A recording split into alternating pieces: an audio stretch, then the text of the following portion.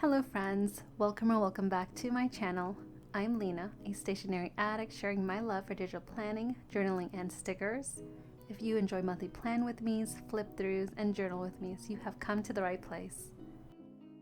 If you've watched my last few journal with me videos, you could tell that I changed my desk elements. It's a new month and I wanted a fresh new look for my creative journal. I also added text onto the tabs so I can easily identify each one. As we're getting halfway into the year, I find myself having to count the tabs to figure out which month is which. It's a super simple addition and I think looks really good in the 1942 report font. Alright, unlike my previous videos, we're going to jump straight to June and then flip one page back. I want to save the current May pages for the end of the month flip through, as well as save time in this video. And here it is, my new sticker sheet for the month of May. If you are interested in grabbing this month's and last month's freebies, it is available in my coffee shop, listed in the description. Similar to last month's sticker sheet, I have provided both an opaque and semi-transparent sticker sheet for those who don't have an app that allows you to change the opacity. If you're using Noteful like I am, you can easily change the opacity under the Style tab.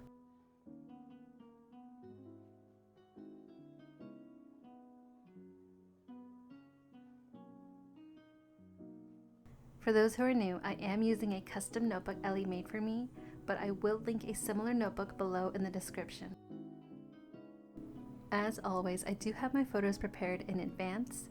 If you're interested in seeing how I shape my photos, I will link the video where I go over how I do it up in the cards.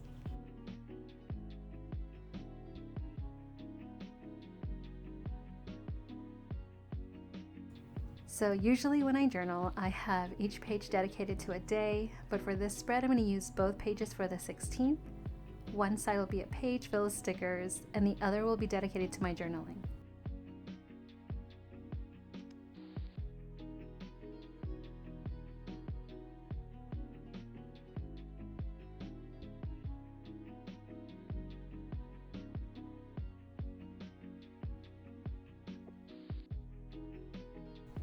So I recently come by this Japanese word, obaitori. Apologies if I'm pronouncing it incorrectly, but it is a beautiful Japanese concept that each tree blooms in its own time and has its own unique beauty, and the acceptance of not comparing oneself to others and focusing on one's own uniqueness. I thought this is a beautiful reminder for anyone who needs it, including myself.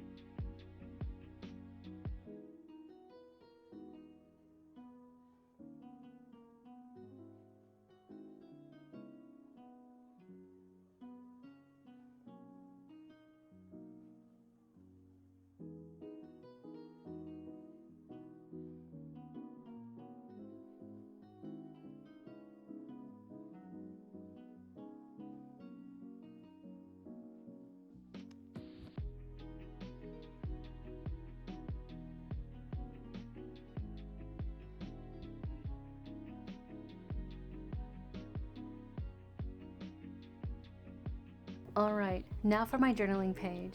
For anyone interested in my pen settings, I use a ballpoint pen in size 0.2 millimeters when writing. I did receive a comment about my writing in one of my videos, so I figured it'd be nice to officially talk about it here. I have been writing on a tablet since 2018, starting with the Samsung Tab 3, and then moved to an iPad Pro at the end of 2021. So overall, I've had many years of experience writing on a tablet. I don't use any screen protectors or any tip for the Apple Pencil. I was determined to use what I had because I didn't want to depend too much on them and then have to replace them often. The iPad and my digital spending is already costly enough, and I really did not want to add in another factor. So I highly recommend anyone starting out to practice little by little.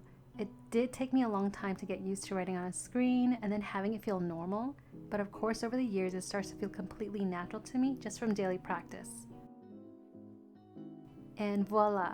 Here's the final look of my spread for the 16th using my digital freebies. Again, you can download this and last month's sticker sheet in my coffee shop, linked in the description.